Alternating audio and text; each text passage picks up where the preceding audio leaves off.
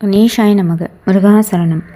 செல்வ வளம் கொளிக்க, எடுத்த காரியங்களில் வெற்றி பெற, உங்கள் கனவுகள் நனவாக, எப்போதும் மகிழ்ச்சி பொங்க, குடும்பத்தில் அமைதியும் வளமும் நிறைவாக இருக்க, மொத்தத்தில் எல்லாமும் பெற்றும் நிறைவாய் வாழ இறைவனின் அருள் இருந்தால் மட்டுமே சாத்தியம். ஆக எப்படி இறை அருளை பெறுவது? உங்களில் ஒரு சிலருக்கு நிச்சயம் ஒரு விஷயம் தெரியும்.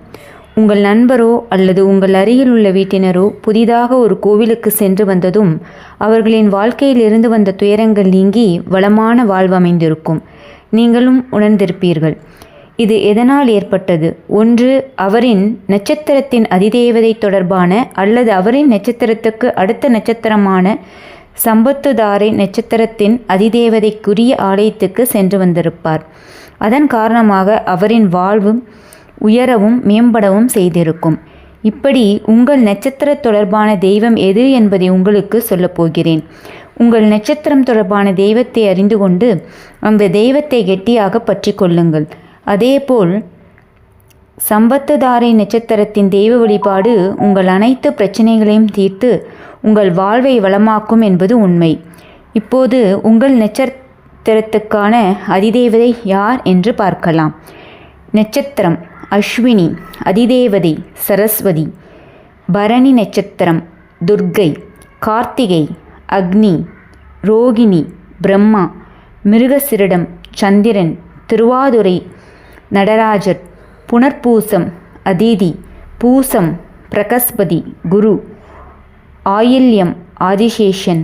மகம் பித்ருக்கள் சுக்கிரன். பூரம் பார்வதி.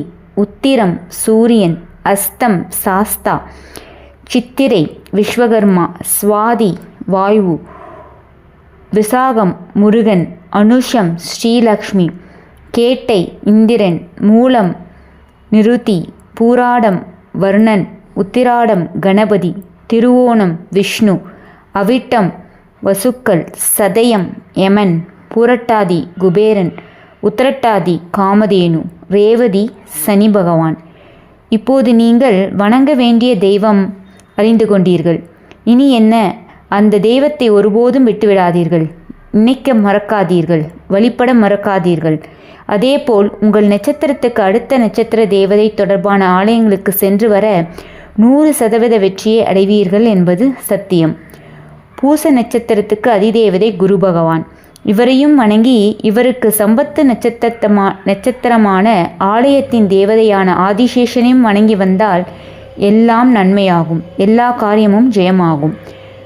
ஆனால் ஆதிசேஷனுக்கு எங்கு போவது? எங்கும் போக வேண்டாம். நம் ஸ்ரீரங்கம் ரங்கநாதர் ஆதிசேஷனின் மேல் சயனித்து அருள்பாலித்து வருகிறார் அல்லவா? அவரை தரிசிக்கும் போது ஆதிசேஷனையும் சேர்த்தே நாம் வழிபடுகிறோம்.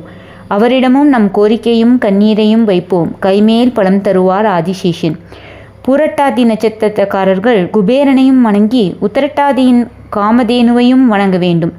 இப்படி தெய்வங்களை தேர்ந்தெடுத்து வணங்கி வாருங்கள். சகல சௌபாக்கியங்களும் பெற்று சுபீட்சத்துடன் நிம்மதியாகவும் நிறைவாகவும் வாழ்வீர்கள். நன்றி.